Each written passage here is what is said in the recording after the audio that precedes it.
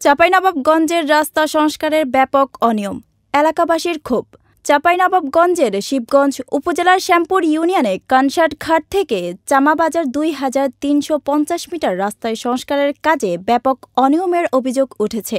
স্থানীয় সরকার প্রকৌশল অধিদপ্তর এলজিডি অর্থায়নের রাস্তা নির্মাণের কাজে আলহাজ তৌফিক ঠিকাদার প্রতিষ্ঠান।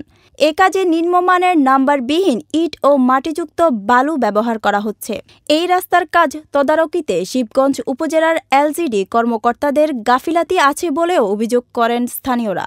এলজিডি ২০২৪ থেকে ২৫ অর্থবছরের প্রকল্পের সংস্কার কার্পেটিং কাজের অনুকূলে ৩,৫০০ কোটি টাকার প্রায় বরাদ্দ দেওয়া হয়েছে।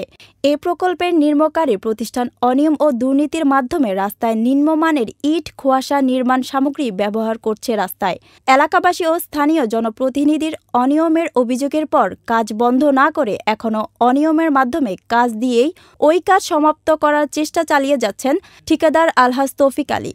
এ রাস্তায় নিম্নমানের নির্মাণ সামগ্রী ব্যবহারের ফলে কিছুদিনের মধ্যে রাস্তাটি ভেঙে পানিতে যাবে সরকারি টাকা।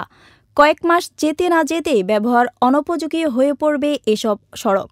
ফলে সরকারি বরাদ্দে অবমূল্যায়নের ফলে দুর্ভোগে শিকার হতে হয় এলাকাবাসীর। অভিযুক্ত ঠিকাদার প্রতিষ্ঠানে আলহাজ তৌফিকের কাছে এই রাস্তার বিষয়ে জানতে চাইলে তিনি অভিযোগ অস্বীকার করে জানান, রাস্তার কাজ হচ্ছে ইট বালি, কিছুই নিম্নমানের নয়। বালি দেওয়ার বদলে মাটি দেওয়া প্রশ্নই ওঠে না।